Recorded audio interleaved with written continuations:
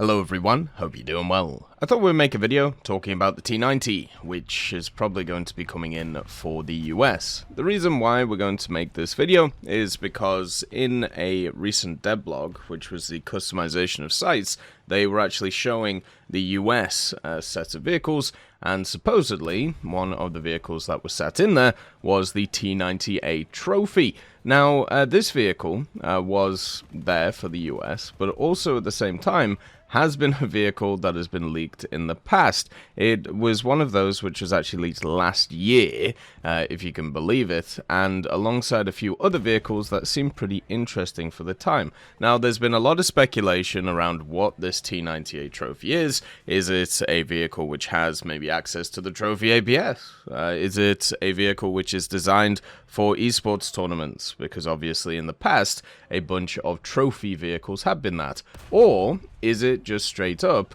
the fact that it is a T-90A trophy that was spotted in the US as literally a war trophy?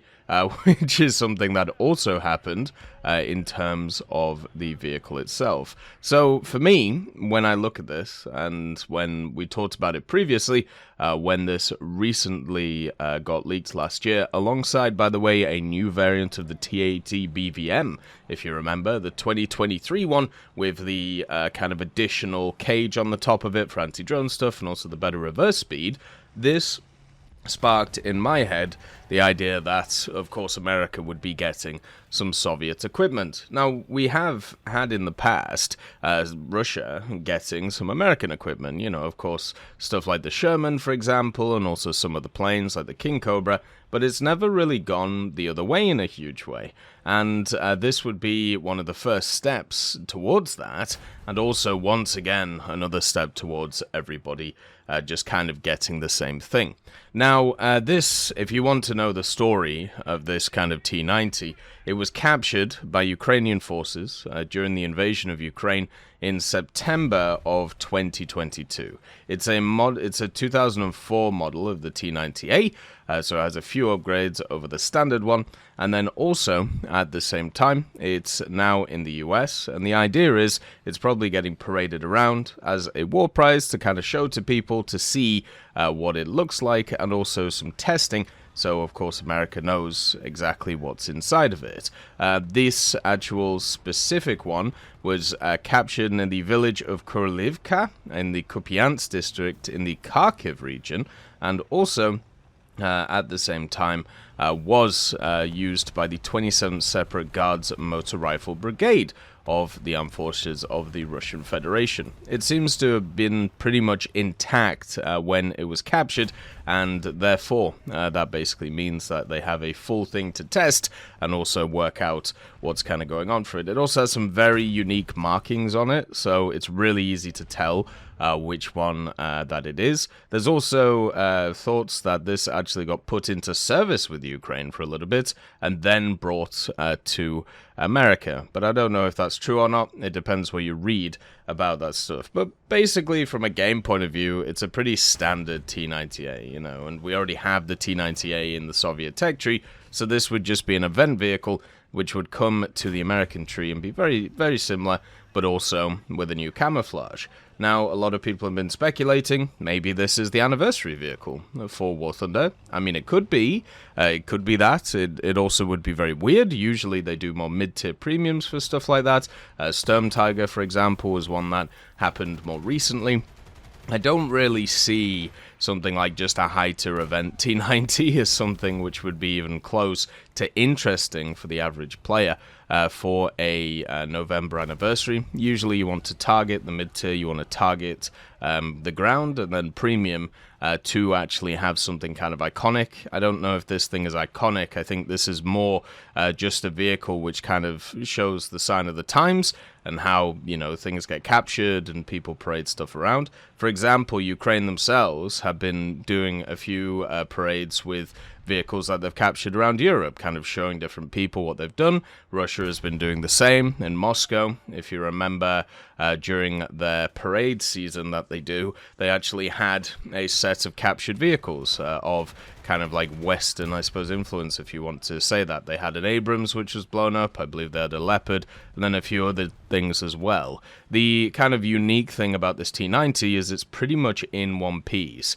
which is why it's, you know, so special compared to some of the other ones. But it also means that if we want to kind of go down this route of adding in these captured vehicles and and these, I suppose, trophy vehicles, if you want, we could end up in a situation where America, you know, USSR, even Germany or any other, you know, nations in the NATO sphere could easily get any of these vehicles, especially if they've been transported there.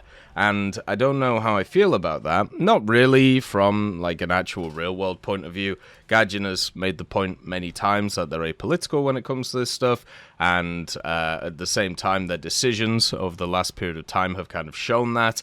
It's very much obvious that the war itself is not really a deciding factor for them, what they're going to add to where in terms of, you know, allegiances or anything like that. And it's actually been really refreshing to see. But the other part of it is the fact that now, if you decide to do this, right, if you decide to start adding trophy vehicles to specific nations, then the other nations are just going to lose their charm.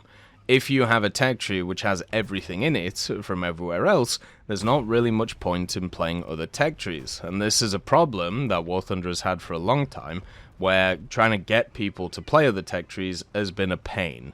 So do you follow the idea of making every tech tree the same by adding in each of the different technologies to the different tech trees, or do you try and get people to play separate nations in order to actually, you know, experience more stuff? So with this coming to the US, that's a step towards that first point that I talked about, which for me is not really that interesting, since I do play all the nations. It just means I end up playing the same stuff again, and I don't really find that kind of interesting. Instead, I actually find that kind of annoying, being able to just play the same things. Now, the T-90 itself, in my opinion, is probably the worst of the Soviet tanks, at least the variants of it.